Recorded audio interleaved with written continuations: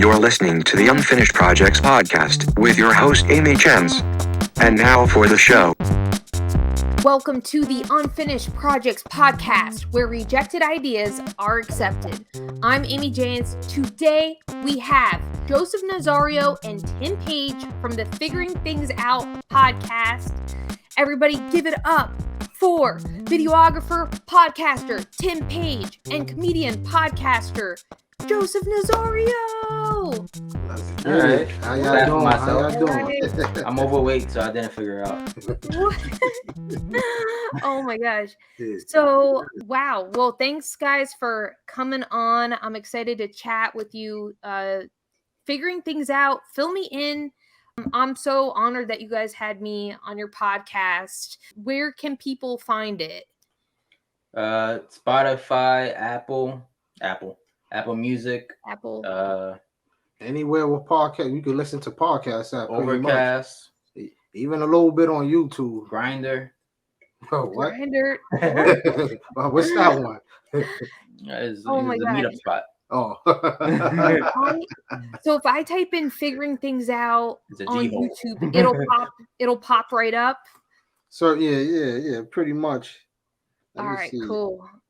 Wait, so you guys shared with me that you've known each other since high school? I was a totally different person Yes. back then. He was like emo Joe at the time. No. Like, he went through so many phases, man.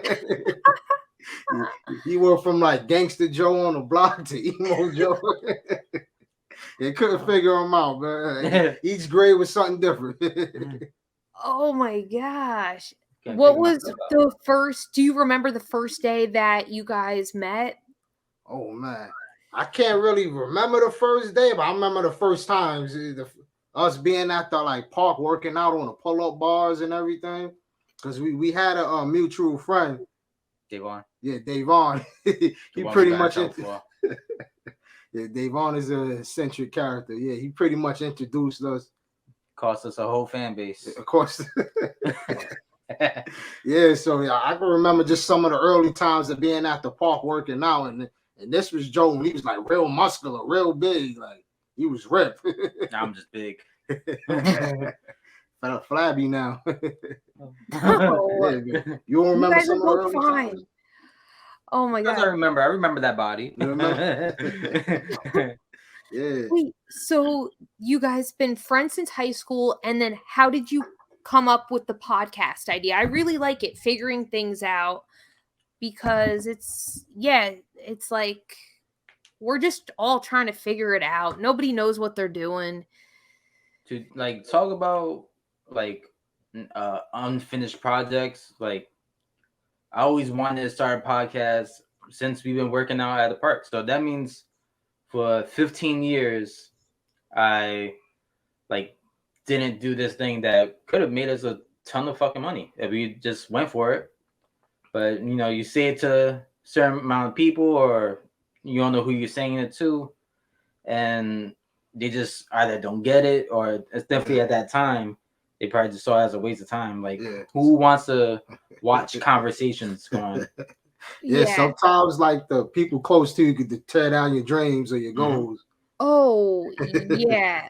Oh my gosh. That's why, I try hard not to tell people what I'm doing, because then it's like, their opinion, I don't know, it just makes me I'll be really excited, and then I'll tell someone I know, and it's like, why are you doing that? You know, why are you wasting your time? right. And it's like, even if I am wasting my time with certain stuff, I'd rather find out on my own instead, because then it just always sits in your brain and you're just like, oh, I should have done that, or it just is always there. You get like a remorse, like I should have just went for it. Mm-hmm. Yeah.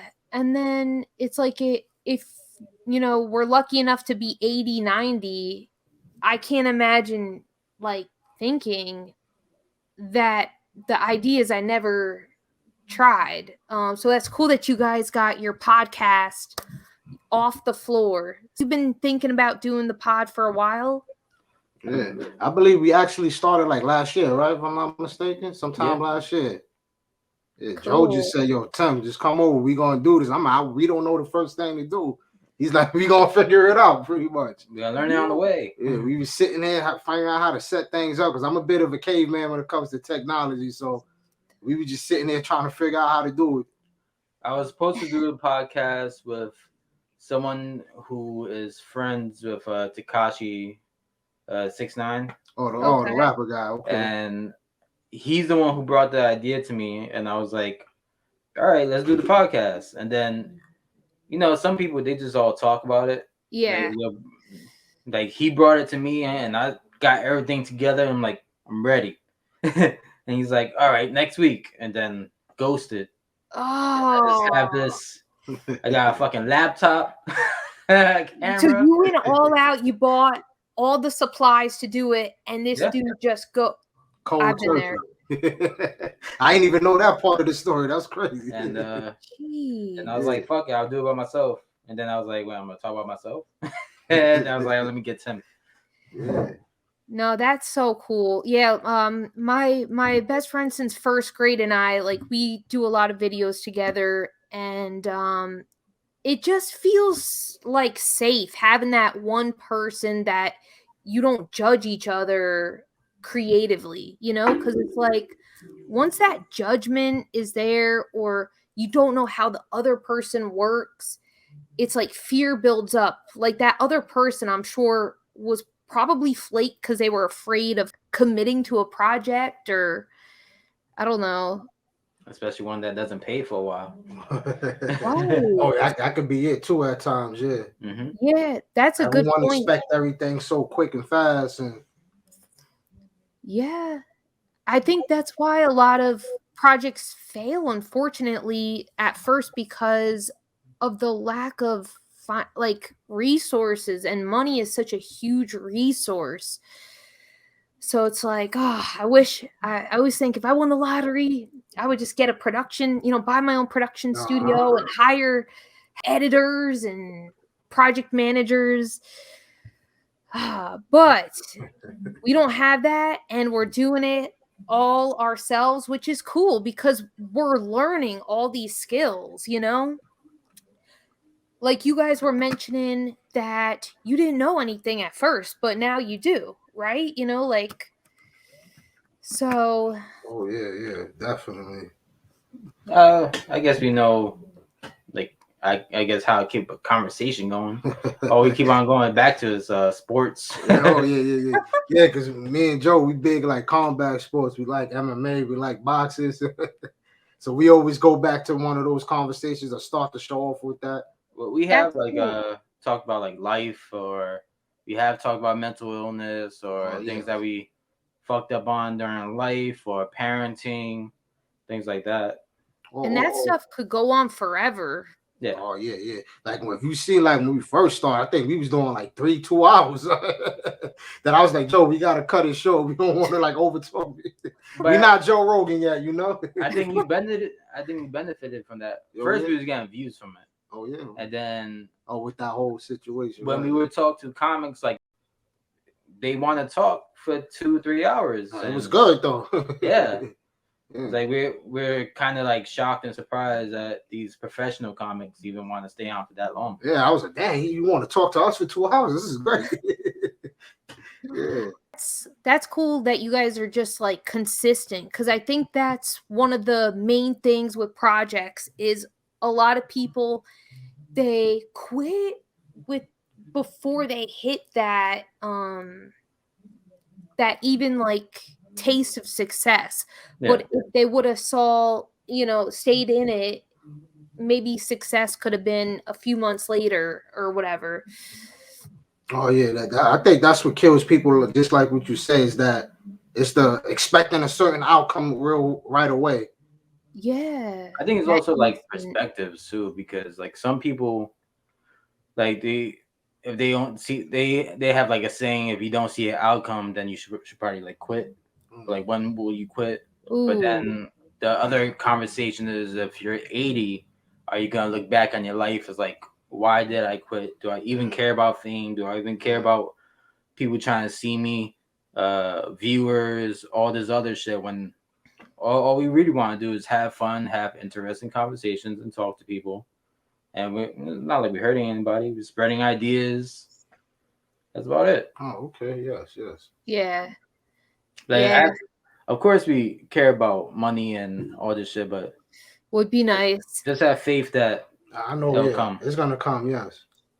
Heck yeah. We'll get somebody mad and we just lean into it. I even remember like when I like first started doing videos, like it took a long time for me to even get people to want me to shoot for them. Mm-hmm. So yeah, I just stood in there, you know. I even like done stuff like I could say like little to nothing, you know, just to have content out. Yeah. But it's coming in good for me now, you know. So Awesome. people suck. Yeah. Yeah, like I actually got an interview tomorrow. I'm working with a YouTube page called Cypher City TV. It's like a battle rap league. Yeah. And I'm handling the interview portion of the of their page. That's so cool. Oh. And so you're doing an interview like on video or like filming it? I'm filming it. Cool. We have another interview with my friend Maury. He raps as well, but in this case, he's becoming, I guess you could say, the interview person, a commentator or whatever. He's getting more into that field. I'm handling everything behind the scenes for the page. So yeah, it's like, and I just came over a period of time, and I knew these guys for probably like 5 years, and we just like really now starting to work with each other. So. I just like just hang in there, like you said. If you got a project going, just be consistent. So true. And then plus you could build your skill and your portfolio as you go along. That's exactly what it's doing. I believe I've done like 3 interviews for them right now. The 4th one is gonna be tomorrow. Heck yeah. Yeah, I'm trying to hang in there. I'm also that was pretty much it. Cypher City TV. You have another league called K Shark. I haven't really started working with them yet. I just been talking, but yeah, I'm getting there. It seems like I'm coming up. In terms of like nature versus nurture, do you guys think like in terms of like do you think I was just talking to my friend about how I think if I grew up in New York, sharing like, hey, I want to be an actor, a comedian, that it would have been more acceptable because there's LaGuardia High School, there's Broadway. It's a more realized path. But in like Jersey, I mean, in like, you know, I'm not that far from the city, but yeah. And we were saying how if you have dreams, it wasn't encouraged really. It was kind of almost embarrassing. Because not a lot of people in the area, but growing up in New York City, do you guys think, is your family more supportive of you doing like non-traditional career paths? Like creative career paths? Are they supportive of that? No, they wanted me to become a cop. Wow. It's like get a salary and then eventually you retire when you're 60 and you're taken care of. That's my mom wanted me to be a cardio tech. My mom's like, why don't you just get a job as a cardio tech? I'm like, no. That's how your mom sounds? Yeah, kind of. Yeah, a little bit. If she heard that impression, she would be mad and say, wow. So probably not, but I like doing it. I've always been doing it. But what about you? Always watching. I say my family was pretty much supportive. I could have told them anything. It seemed like they would have been okay. That's what you want to do. You sure? Yeah. They would have probably put like little seeds of doubt, but for the most part, they might. Hey, that's what you want to do. Go for it. That's cool. It kind of fits like the whole New York City of big dreams thing and everything. Yeah. So yeah, I think having like outrageous dreams is kind of probably normal for someone from New York. I think because we also go on the same train, see the same settled faces. Yeah.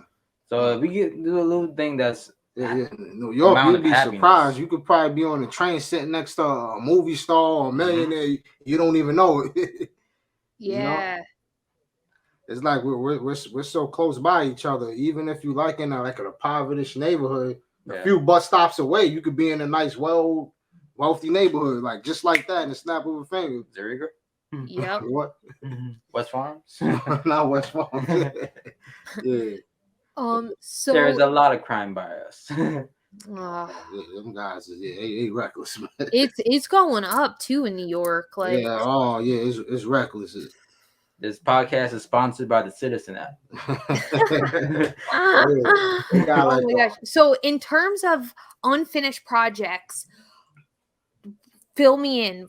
Tell me, do you guys have any? Tell me do you have any unfinished projects that you're glad you bailed on?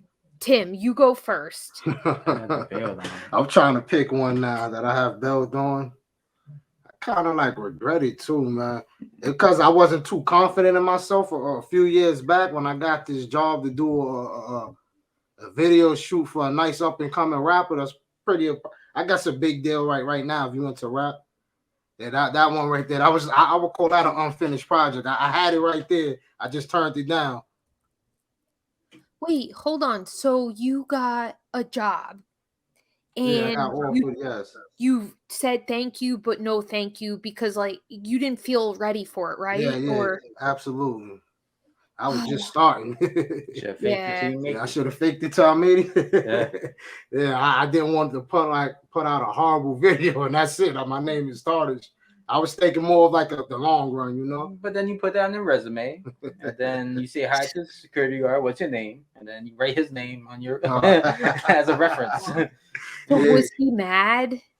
I won't say it because you can easily find like a lot of videographers, but I can imagine he was probably like confused, like why you don't want to shoot a video for me? Yeah, man. There's no shortage of videographers out here in the city. I collaborate with a few of them as well. That's cool. But I know what you mean. One time when I first started doing comedy, my friend who's in a band, he was like, hey, do you want to open? And I was like, oh, I got so nervous. I didn't feel ready. And I said, thank you, but I don't feel ready. And I regret it. And I don't know. Yeah, those kind of like those moments I do look back and I'm never really proud that I said no. I'm more like, man, I wish I had the tools of being prepared at that moment. But you know what though? There's no right or wrong decisions. You know, like I was listening to a YouTube video about decision making because I used to have a really hard time making decisions. I'd be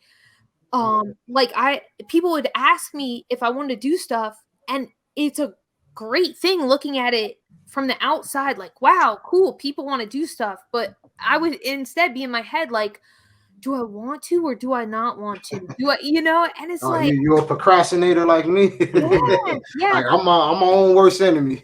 Oh my god, same. And it would be like a nightmare. I would physically feel like sick to my stomach over if I would choose the wrong answer.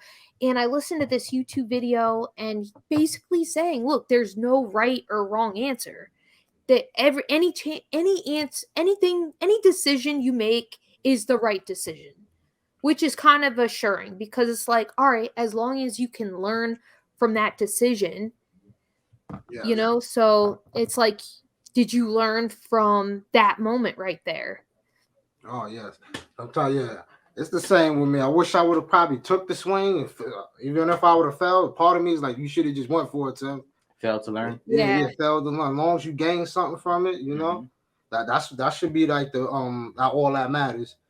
As long as you learn from it, you could charge it to the game and move on. And the growth that comes with it. The drama, you probably get embarrassed, but it brings something out of you. Like I said, I'm my own worst enemy. I overthink everything.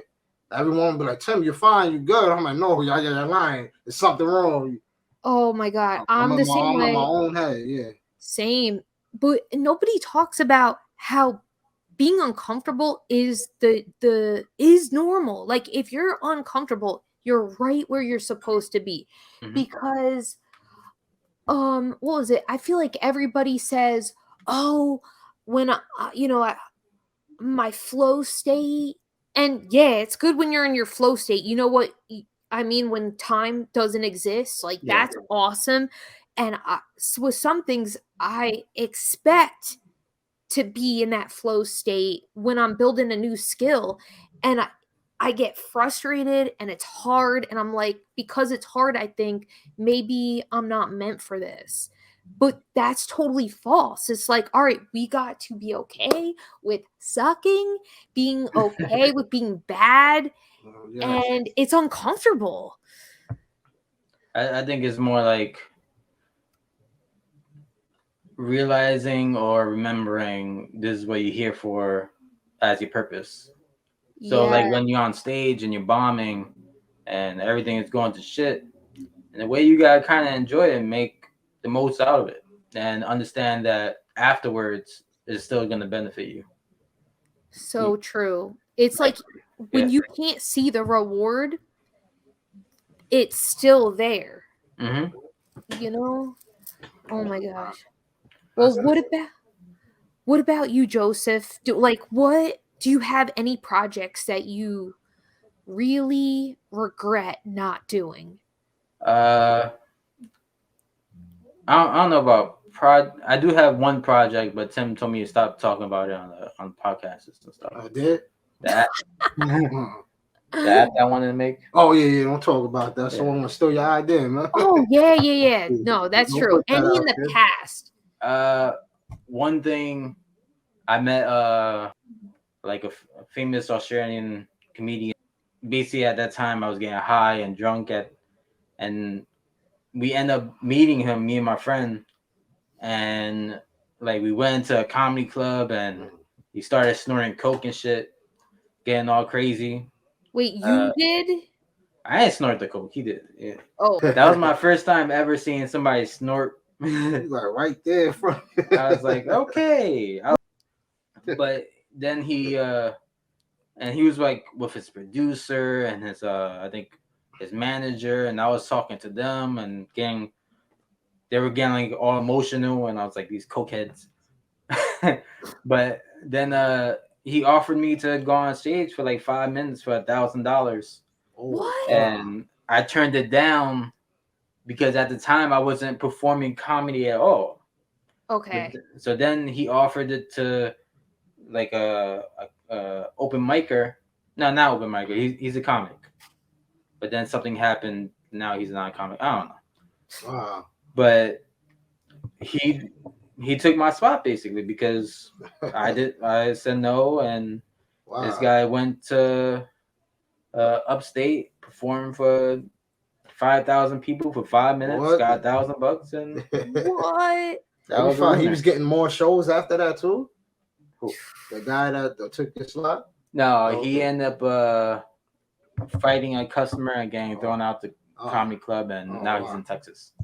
Ooh. Yeah, but that sounds like a crazy opportunity you passed up on. Now you're a comic. And now I got my 5 minutes. I'm ready. Oh man. Well, stay away from that. Man, so now how did you feel after turning it down? Were you relieved or like mad at yourself? I was mad at myself because I was working inside of a comedy club for how many years, and for the idea of becoming a comic, and then saying that this is your purpose, this is something you want to do, but you're going into the wrong things, and then turning it down was kind of the lead way into me actually start performing because I was so mad at myself. Oh my God. Well, yeah, I've been there. I worked at the Comedy Store when I was 22, 21. Thing we're doing called the paid regulars.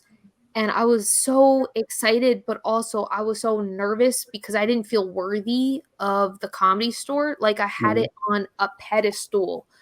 I mean, the Comedy Store is it, you know, in my eyes. Like, I love the Comedy Store. And I was just like, if I'm terrible, it will be so embarrassing. And in my head, I'm like, for life, I will always be known as the worst comedian in the world. But looking back, and so long story short, I started getting anxiety and like I felt bad because I wasn't ever seen my family in Jersey. And I just like started feeling guilty for not being there. And so I ended up moving to New York so I could, have my cake and eat it too, be by my family and still, do comedy. But to this day, I still have great sadness for leaving LA at the time. And I think it was connected to me not feeling like I was good enough. And I really regret it. So I can relate in the sense of like giving up an opportunity, not feeling ready. And it's like, wow, like certain opportunities only fall in your lap so many times, But that's not true though, because we can create our own opportunities, and there will always be a maybe even a better opportunity for, you know what I mean? Yes, down the line there's always going to be something else. Yeah, exactly. There's always going to be the next opportunity. So something else. I think the key word is opportunity, because when you see everything as opportunities and you go for them, like you don't know where this may lead to, Yes. Understand comedy is your job. This is your profession, and this is what you do. You're a professional comic. In your eyes, it doesn't have to be on paper, and then you just do the work, and then wherever opportunities land, they land, and it's for you. Yeah, very true. It's like stay ready so you don't have to get ready, Yeah. Oh, I like that. That is so true. Because just for y'all being comedians, I can imagine how many on the spot opportunities are gonna probably come your way. Yeah. You might just have a lot of opportunities. Like, hey, you want to perform right now? I think I always have to be ready. Comedians. You know how many times I didn't want to perform, and I was probably having something going on at home, and then I go on stage, and then it's probably end up being the best set of my life. Yeah. And then I'm like, why did I almost not go on stage? Because I'm having a problem there, or this dude said something just before I got on stage. I think that's gonna fuck up my whole flow. Yeah, I had to like adopt that mentality myself, because most of my videos is just be right on the spot. Mm-hmm. The videographer taking too long to come, and I get a call out of nowhere. Sometimes when I'm doing a podcast with Joe, like, hey, you can do a video in the next 2 hours. And I'm like, huh? Yeah, so I had to learn how to stay ready. That's where most of my work come from. I'm just like, where's Tim? We're supposed to be here for 3 hours. Such a good I would love to like do videos where I could plan things out, but as of right now, that's not what's working for me. It's ready on the spot. Like, can you make it tomorrow? And I'm like, damn, I ain't even hear the song. I ain't even get a vision or. Yeah. Oh my God, that's such a good point. Like, I mean. Yeah, I know with acting, when I used to regularly audition, it'd be like, hey, in 2 hours, and it's like, it's hard when you gotta work and, I don't know, it's like, let me reshuffle. Then you gotta reshuffle your whole schedule. Mm-hmm. Or the worst is when you were just looking forward to staying home and your mindset was like, I wasn't even trying to act. Yeah. Oh my gosh. It's like you gotta have that on and off switch. Right. It's like Kevin Hart says, the sun ain't gonna wait for you. Oh yeah. Sun waits for no one. It rises, you gotta just keep on moving and act like tired is not even a factor. True. But also you gotta take care of yourself though. Cause have you guys worn yourself out ever, like pushed too hard? I've pushed myself way too hard at the wrong thing. Probably like work. I used to give my like 120% to jobs who didn't even like care about me and like will replace me in a second. Instead of like going for my dreams or working out or taking care of myself. Like I hear countless stories of that. That's how I know I'm not the only one. Of like I hear like, why do I obligate myself so much to this job, but I don't obligate myself to things I want to do? And the answer usually is that I have no self-respect for myself, because I'm not taking like care of myself mentally, physically. I'm not reading every day. I'm not going to clubs. I'm not doing my purpose. Have you guys checked out The Artist's Way? Check it out. The Artist's Way? Yeah, it's a book by Julia Cameron. But Is that about being a professional? It's about creative process. So if you guys ever have like blocks, like creative blocks, it's a great book. Check it out. Is it The Artist's Way or The Way of Art? Oh wait, hold on. It's The Artist. No, it's The Artist's Way. The Artist's Way, but I know what you mean. There's The War of Art. Or the art, not the Art of War, the War of Art. No. There's Art of War, Sun Tzu, then there's War of Art, which is pushing through like creative blockages. Like say if you have like writer's block and you just like being disciplined and being a professional to the pen. Oh yeah, I need that. Yeah, he has some great quotes. I'll pull one up. But what I was going at with that was she has a quote, leap and the net will appear. So pretty much if you're feeling afraid, like just go out and do what you're afraid of, because the world will or whatever will work to help you. Like there is some weird guide. There's some weird guidance of the I can't even explain it. I don't know. But you know what? It sounds like it makes sense though. It really does. It does. Just put yourself out there. It like you will be rewarded though, you know? Yeah. But and just trust too. Like, cause I'll be like not trusting, and it's almost like I'm trying to manipulate my own world against myself. Yeah. In the sense of like, okay, overthinking, over freaking out. And then by doing that, I'm not trusting. So I'm actually manipulating the results against myself. You self-sabotage. Yeah, exactly. Yeah.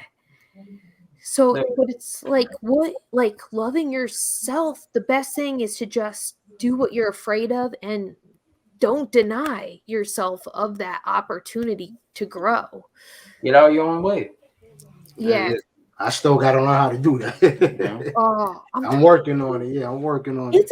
I feel like that is the whole thing about being a human, is like just figuring it out, which is appropriate for the podcast name.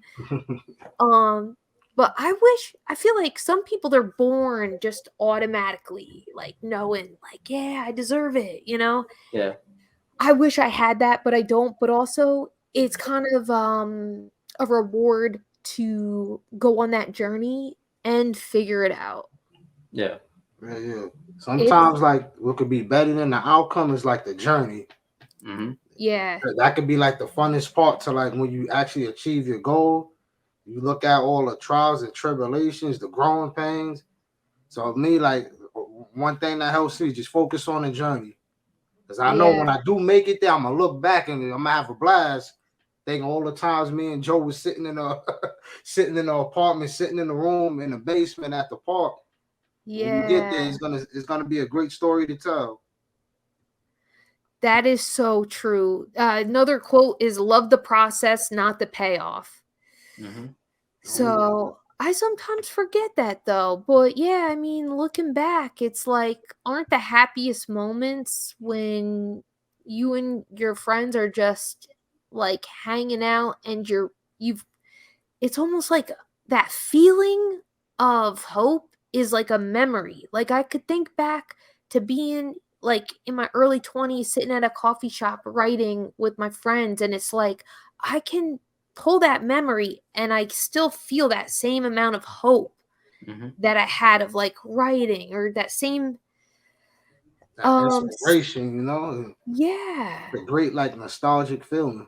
Yeah. And these are all we know we definitely have is right here. So that is kind of cool. Absolutely. Like I like to keep track of like when I was performing comedy all the time, like how many shows that went right. Like shows that did good and that helped you out. Yeah. Like I'll do like a tracker. Like how companies be like, is this many days since our last accident. Oh yeah.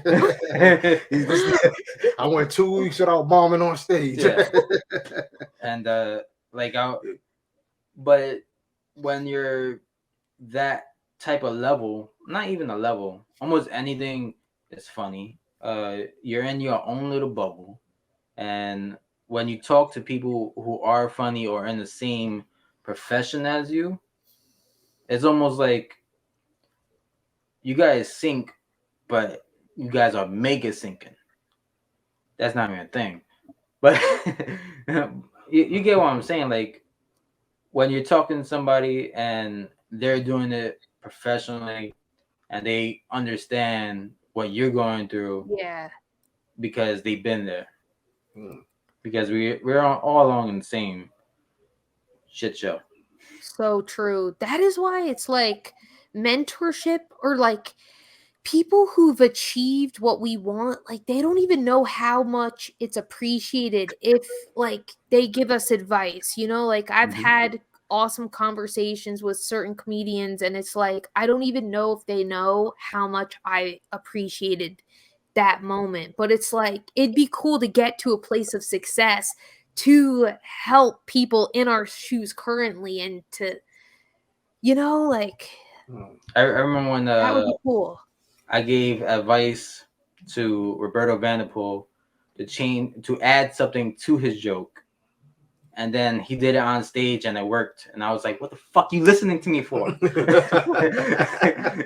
Why? You shouldn't be listening to me. And but I appreciate that he even considered it and did it, and that's cool.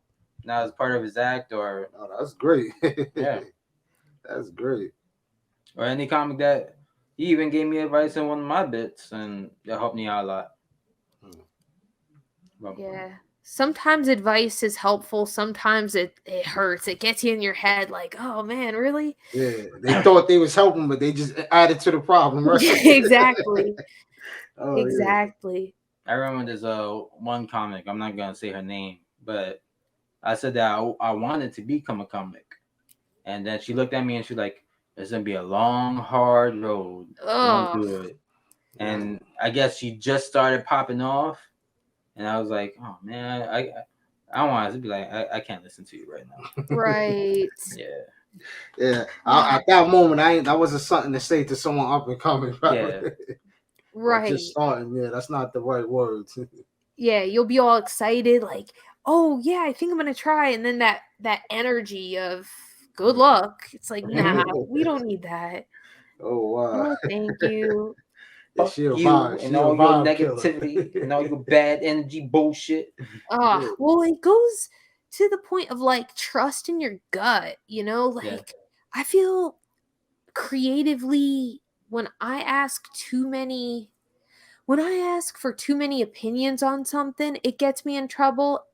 And when I don't ask any opinions, it gets me in trouble. You know, it's like a weird creativity. It's kind of like, I feel like it helped me be cool with people not liking me. Like, just like wanting to pursue anything creatively, which I still struggle with. Like, if someone doesn't like me, it's like, damn, that hurt. That hurt. But also, it's like, you know what? We can't please everybody, and that's it.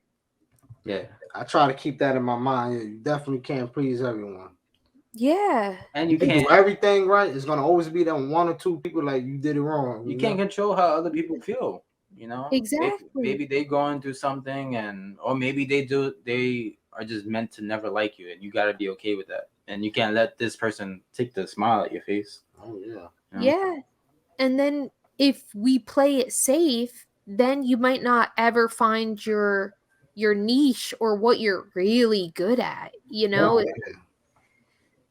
I'm sure like videographer, you have a certain style, right? Or like, how do you find your style as a videographer? It's tough. I say the more you do it, but a lot of times I'm always watching other people work and I'm taking something from them and I'm taking. Yeah. So right now I'm still feeling like I'm still on my style. I'm still trying to find my style, but everyone around me, they like, yo, Tim, that's your style. But I still feel like I'm finding it because I'm always like constantly watching and be like, okay, this is how this person shoot. Even if I'm not doing a video, I like to be behind the scenes just to see how the videographer shoots, what he do, how he directs it, to see his lighting setup and everything. Yeah. So talking to everyone, they say I have a style, but I still feel like I'm finding it. And then it's like, well, you can incorporate, like, you know, Yes. what's working, and then you learn and absorb, and then, you know, add to it. And then you realize you're stealing someone's style, and then you try to No. push away, and then you're like, you know what, it works better, and then you pull back. Yeah, It's like a whole struggle. Necessary in like in this world, like filming and all, I don't really think it's like a stealing a style kind of thing, really. I don't really think it's. I think like everyone gets from everyone. Yeah. I don't really look at it like it's stealing styles because we all do collaborate. Like many of us like know each other. Yeah, and as artists, it's like everybody like takes from, you know, other people eventually. Is inspired, not like, you know, not copying, but I think it's a bit different. Like when it comes to you guys, like comedians or even like music artists or whatever. I think that would be more prominent, like as far as like copying. But if you're a videographer, you copy someone else's technique, ain't no one gonna go crazy about it. They're gonna be, oh, all right, you put out a good work, okay. Yeah. And it's like, no matter what, it's going to be your eye setting up the shot. So it's, you know, not copying. Oh yeah, I try to always get like inspiration. I love watching other people work. I never really like feel overwhelmed at times. Because me always watching people, I feel like I'm not working enough. I always got this thing where I'm comparing myself to someone else. Maybe that kills me at times, bro. Comparison is so dangerous, you know? Yeah. It's hard not to, though. It's hard. I remember you saying, have you ever feel overwhelmed? When I start to feel overwhelmed, I got this thing when I watch everyone else, I'm like, no, I'm not working enough. I feel like I'm lazy compared to other people at times. You know what? You're working perfectly where you're supposed to be, you know? Like, yeah, when we start getting in our heads, like, oh my God, I'm not doing enough, blah, blah, blah. It's like, it doesn't feel good. But what we can take from it is, all right, you know what? What can I do to be more in control of that? But I don't know. There's also that, like, all right, let me accept the path I'm on, you know?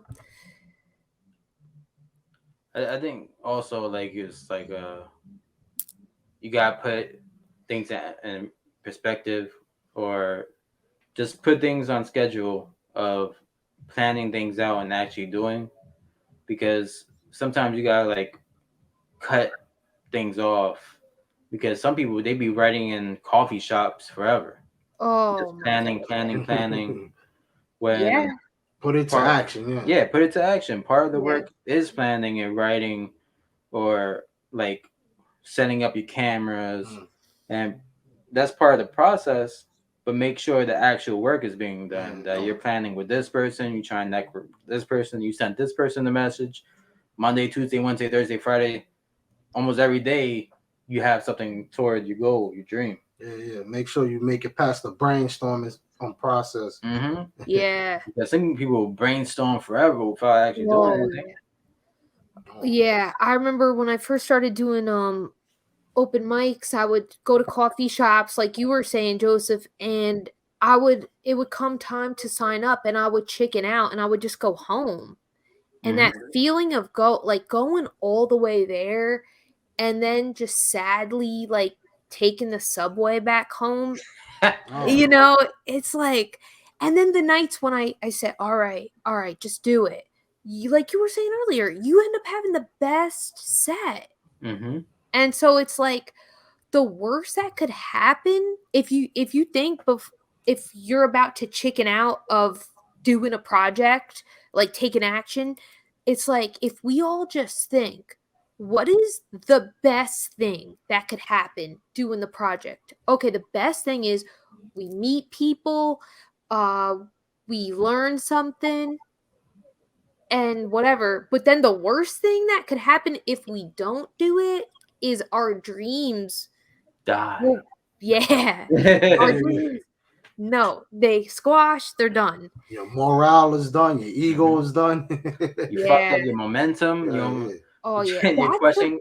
I should have stayed in college. No, but Tim, you brought up ego, and I think for me, that's a huge part of like why I procrastinate. Like, I feel like the ego of because we want to be like in our heads with the actual thing. Like, is for me, it's like glitz and glamour. Like, I want to be on stage with cute sparkly tops, and I want to be at that part where I've arrived. And but then doing these shows when like there's just gonna be one person, you start thinking like, oh, there's gonna be one. It's like that one person, that's a person. Yeah. Like, so with videography or comedy, it's like, okay, like what if this video gets 1 view? And it's like, but that's 1 view. That's one person that may see it and be like, that they may be sad, and then they see the video or your set or my set, and then they're like, oh, you know what? My life, like, that put a smile on my face. Or you get that person who wants your Instagram and you want to follow you because they're a fan. And that's the best. Oh my God. What's wrong with you? Which everybody out there who's watching this, for artists right now, it's like we don't even, the best thing to do is just like, subscribe, hype up fellow artists. All of that matters. It really even that one fan. Yeah. I had like 2 weeks ago, I was in a studio with a few of my guys. They were rapping. They recorded some tracks. I just recorded like a 45-second video, posted up on Instagram, and they all got huge followings than me. I just started. That one video, they was able to get attraction from another rapper that wanted to do a song with them. Wow. It was like, see, we telling you, Tim, you need to stay active. Just off of that one video, people want to do songs with us. And I'm like, oh, all right. That's so cool. So there's such value in what you just do. That one person seeing that one video. And I don't even have a lot of followers, but someone ended up seeing it.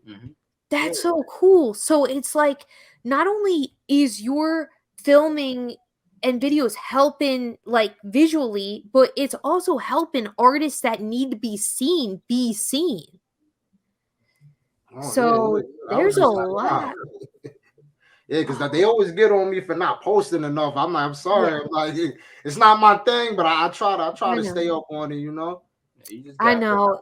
It feels like, I know, I'm like, am I narcissistic if I post a selfie? But it's like, you know what? No, post it. Just, and it's like, sometimes when I think about posting a picture, it's like I feel people's judgment. Like, even before I post a photo, yeah, before I even post it, I'm like, I know people are gonna be like, I hate her. Look at that smile or whatever. Damn. But it's like, you know what? It's weed out that person. Good. So it's like any fear of posting, it'll let it weed out the people that, the negative people on the feed, whatever. Also, don't stay on social media too much. Yeah, social media can be toxic, but it's like we got to be mindful to use it for. There is a good side. Promote your work, promote your platform, promote your work. Yeah, like I have to say, one time I went off the rails. I downloaded that unfollower app. So you download this app and you can see who unfollowed you. Oh shit! And it was one of my darkest days. I got so sad because it's like people who I would see like in my regular life, they'd be like, "Hey, what's up? Hey, how's that going?" And it's like, you unfollowed me, dude. If you followed me, you could know how it's going. You serious? It would be a person that unfollow you. Yeah, it'd be like random people I see, and I'm like, dude, you're so two-faced. It's like you can see the social climbers with this. But it's funny, it's like, other fellow artists, it's like, it's weird when another like open mic comedian think you're a fan. It's like I'm just trying to hype you up for your algorithm, because I'm like artist supporting artists. It's like, sweetie, I'm not here to be your fan, but but no, it's like we should all be each other's fans to help each other. People don't understand that though. Yeah. I try to support many videographers, other artists, even if I don't like their music, I'm still supporting, but I don't get that coming back my way. Yeah. It's weird. It's weird. It just I goes know. to the head, really. It's like a weird level of pettiness on the person who doesn't, whatever back, but and you know what? It has nothing to do about us, It has nothing to do about us. Like, I had to think to myself, I was like, what kind of person goes through their Instagram unfollowing people to keep their numbers low? I was like, that's a sad life if you ask me. Like, because they want to have like 2,000 followers and they only know one person. Right. Yeah, it's crazy. Yeah. I had like quite a few people unfollow me. Then like the last like video I did, I thought they were still following me, and I see them requests. I'm like, I was following you this whole time. What happened? I said, oh, y'all unfollowed. That is so funny. Yeah, I that know. was weird. And you know what? It's nothing to do about us, because if you think about it, maybe that person unfollowed you because they were jealous of your content. Like, they might have seen it and been like, wow, like that's really good. And like they started comparing themselves, Yeah. We just can't predict. It's like, you know what? Yeah, I just support for the love of it. I like seeing people on the come up, Mm-hmm. Yes. It's weird that not everyone is like that though, I know. Yeah. They won't promote you unless you're famous, and if you're famous, that means like they rubbed elbows with you so they could get more, because it doesn't benefit them. Social climbers are everywhere in the industry. Clout chasers. That's how people work. Yeah, but you know what? It's like, it's funny because it's like it's gently noted. It's like, everybody's got their own stuff going on, no problem. But it's like, let's say if you guys got a big movie, and then the funny thing is they're gonna be coming, hey, how? It's like, being nice shouldn't depend on someone. Like, if they have stuff like being successful, and that's like corny, man. That's the worst, man. Yeah, and those kind of people, they're never happy. It's like, can't help but feel bad almost. Oh yeah. It was another situation being at the studio again. I recorded a video. I didn't post it. I just sent it to my guy that raps, and he posted it. You know how many people was texting me, because it was a guy there that he's pretty big. He does like a battle raps for the females called Queen of the Ring, and everyone seen it in the stories, and everyone, hey Tim, why you ain't tell me? And I'm like, y'all knew I was coming to the studio. Why y'all ain't asked to come? Like, y'all wait to see someone famous there. Now everyone want to come over. Like, that stuff is lame. So they saw you're like doing cool things, and now they right. It's, like, it's corny, man. I know. It's corny. Let's all just be nice to each other. Everybody is important. And that's the thing. Everybody is important. So it's like the people who, like treat people like that, they never know, I mean, it is noted. One time, I was like, it's funny. Yeah, being a waitress at a comedy club. I remember a comedian was like rude. I had this heavy drink tray, and I was carrying it up the stairs, and this comedian, nobody special, comes running down, runs into me, spills all the drinks, doesn't even look at me and apologize. It was like, dude, like, you probably don't want the waitress at the club to like take note of rudeness, Yeah.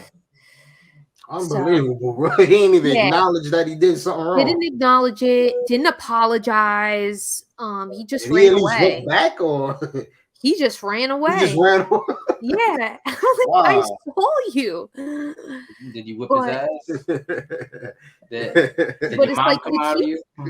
right? Did he think like, What do you oh, think she's you're just a doing? waitress? I Yeah, don't then he thought like, oh, that's just the waitress. Right. I Like, think he thought that because he'll be very kind to people on TV. It's like he plays the game, huh? right. Yeah, It's you know funny. how The they people say that like play the game, they look funny. It's like we they see what look they're real doing. genuine on TV, but then you always hear behind the scenes they are asshole to the camera Right. crew and the staff. And So he's Yep. on TV. no, it could be. I'm just saying as an example. Yeah. Is he British? No. He's British. It's like who guess who? Oh wow. Oh my gosh. Yeah, people are like, I don't know, man. I know. They head is so far up their ass. Yep. But hey, you know what?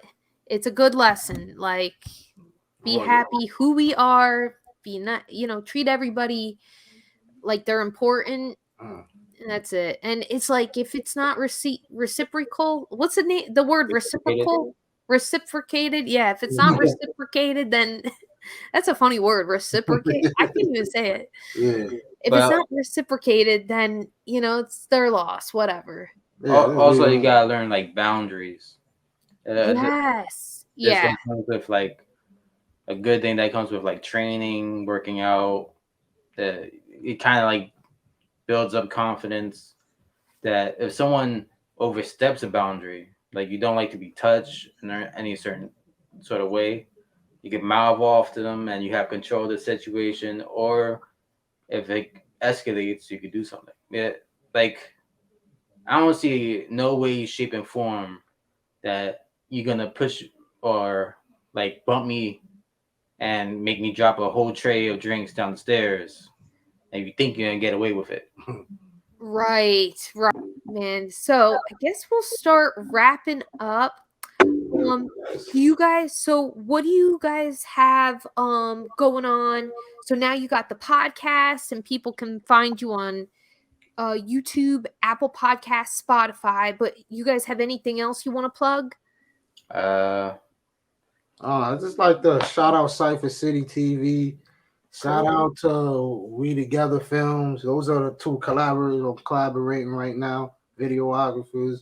Ojojo 181. Yeah, you can see my badly edited podcast. Basically, we just talking shit. Yeah. We a mess. We all over the place. Yeah. Ojojo 181, Tim TV 212. Shout out to AmyJans. Mental illness is a myth. Oh man, we horrible. Thanks for having us on, Amy. Oh my god, just trying to reach out. I really appreciate you guys coming on, and cheers to doing awesome things. Cheers to getting our projects done. Yes. Facing the fear. Yeah. Why does it look like it's daytime where you at? I have I got a ring light and then this thing. Yeah, it does. Look, in different time zones. You got the ring light, okay. So check this thing out. So I went on Amazon. Damn. I got this light made. All right, it's cool. And that's what we need. I did do that. Here's the thing though. So I plug it in. I was so excited. I'm like, oh, cool. Look at the thing. You can't even see it. You can't even read it. No. Oh, okay. Yeah, you're right. You can't even see it. Wow. Yeah. They gotta have better ones there or something. Right. Do you think it's the camera issue or still after that fat British guy? No, I think it's just too bright. Like I think these neon lights. Okay, the lights too. Yeah, you got to bring it close to see it. Yeah, but that's what happens when you try to do the cheaper one. Oh yeah. Amazon will get you every now and then. Right. How much was it? It was $80. Oh, okay. God, it's embarrassing. I gotta stop spending my money on stuff like that. It's like that went up. It ain't too late to return it, right? Yeah. Man. All right, guys. Well, thank you so much for joining the Unfinished Projects podcast. Like, subscribe. Everybody check out Joseph and Tim and check out their podcast, Figuring Things Out. I like how intense she is. We out. All right. Bye, guys. Later. Thank you for listening to the podcast. Follow, subscribe, and leave a good review if you can. Have an awesome day, sending you a magical amount of safety, health, happiness, and money.